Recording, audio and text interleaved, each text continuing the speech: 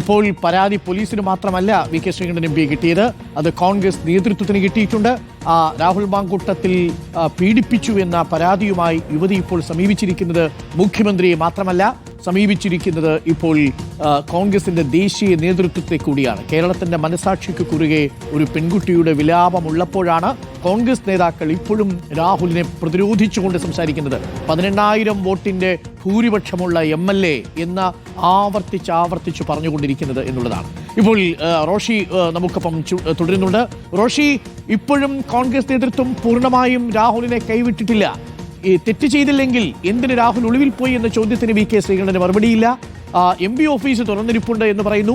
ഔദ്യോഗികമായി കോൺഗ്രസിന്റെ ഒരു പരിപാടിയിലും പങ്കെടുപ്പിച്ചിട്ടില്ലെന്ന് പറയുമ്പോഴും കണ്ണാടിയിലടക്കം സ്ഥാനാർത്ഥി നിർണയത്തിൽ പങ്കെടുക്കാൻ രാഹുൽ മാങ്കൂട്ടത്തിലെത്തിയതിന്റെ ദൃശ്യങ്ങൾ സഹിതം നമ്മൾ കൊടുത്തതാണ്. ഇപ്പോഴും രാഹുലിനെ കോൺഗ്രസ് നേതൃത്വം കൈവിടാത്തത് എന്താവും? ഈ നിമിഷം നമ്മൾ സംസാരിക്കുന്ന സമയം യുവതിയുടെ പരാതി കോൺഗ്രസിന്റെ ദേശീയ നേതൃത്വത്തിനും പ്രതിപക്ഷ നേതാവിനും KPCC അധ്യക്ഷനും എത്തിയിട്ടുണ്ട്.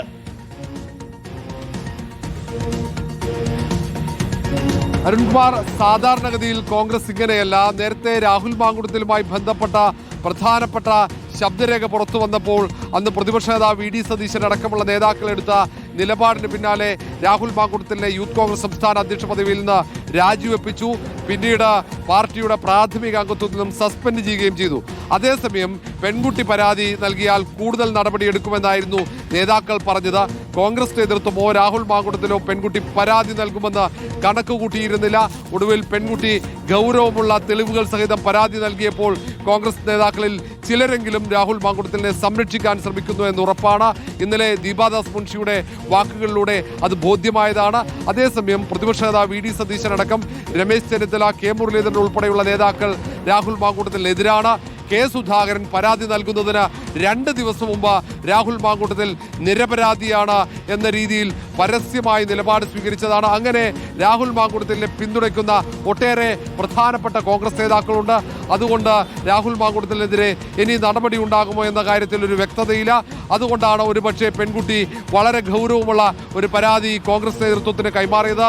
അത് രാഹുൽ ഗാന്ധിക്കും ഒപ്പം KPCC അധ്യക്ഷൻ, പ്രതിപക്ഷ നേതാവ് അടക്കമുള്ള പ്രധാനപ്പെട്ട നേതാക്കൾക്കും ആ പരാതി കൈമാറിയിട്ടുണ്ട്.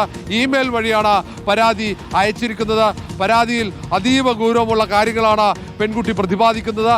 തന്നെ ഭീഷണിപ്പെടുത്തിയാണ് ഇങ്ങനെ നിർബന്ധിച്ചത്, ഗർഭചിത്രത്തിന് വിധേയമാക്കിയത്.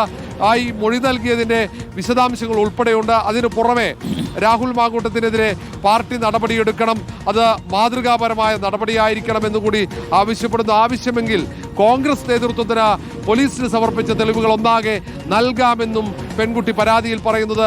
വൈകാരികമായുള്ള എഴുത്താണ് പെൺകുട്ടിയുടേത്. രാഹുൽ ഗാന്ധിക്ക്, പ്രതിപക്ഷ നേതാവിന്, രാജ്യത്തെ പ്രതിപക്ഷ നേതാവിനാണ് പെൺകുട്ടി പരാതി നൽകിയിരിക്കുന്നത്. ഒപ്പം സംസ്ഥാനത്തെ പ്രതിപക്ഷ നേതാവ് VD സതീശനും പരാതി നൽകിയിട്ടുണ്ട്. അതുകൊണ്ട് കോൺഗ്രസിന്റെ ദേശീയ നേതൃത്വത്തിന്റെ നിലപാട് ഇക്കാര്യത്തിൽ നിർണായകമാകും. പൊതുവെ കോൺഗ്രസ് രാഹുൽ ഗാന്ധി ആകട്ടെ, പ്രതിപക്ഷ നേതാവ് VD സതീശനാകട്ടെ സ്ത്രീപക്ഷ നിലപാടെടുക്കുന്നവരാണ്. അതുകൊണ്ടാകാം ഒരുപക്ഷെ നീതി തേടി ഒടുവിൽ രാജ്യത്തിന്റെ പ്രതിപക്ഷ നേതാവിനെ തന്നെ ഈ പെൺകുട്ടി സമീപിച്ചിരിക്കുന്നത്. റോഷി, വളരെ പ്രധാനപ്പെട്ട ചില വിവരങ്ങൾ കൂടി വരുന്നുണ്ട്. രാഹുലിനെതിരെ ബലാത്സംഗ കുറ്റം ചുമത്തിയിരിക്കുന്നു എന്ന വാർത്തയാണ്. വളരെ പ്രധാനപ്പെട്ട വിവരങ്ങൾ പുറത്തു വന്നുകൊണ്ടിരിക്കുന്നു. മൊഴിയുടെ കൂടുതൽ വിശദാംശങ്ങളാണ് പ്രേക്ഷകരിലേക്ക് എത്തുന്നത്.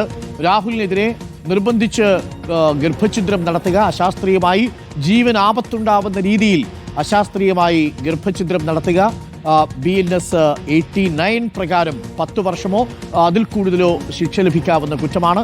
ഇപ്പോൾ BNS 69 പ്രകാരം റേപ്പ് കൂടി ഉൾപ്പെടുത്തിയിരിക്കുന്നു എന്നുള്ളതാണ് മനസ്സിലാക്കുന്നത്.